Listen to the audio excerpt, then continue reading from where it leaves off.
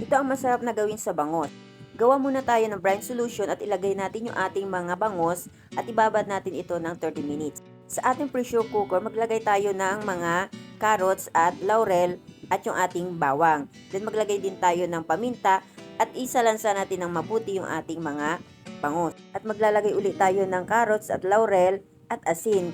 Then isalansa natin uli yung ating mga bangos. Paulit-ulit lang natin itong gagawin at magdadagdag lang tayo dito ng green olive at saka yung ating pickles at para may konting sipa yung ating sili. Then mag-add tayo ng oyster sauce at canola oil. Then mag-add tayo ng 1/2 cup na tubig. Isa lang na natin ito sa ating kalan at hintayin natin itong mag-whistle. Hinaan ang apoy into low heat at lutuin ito sa loob ng 1 oras.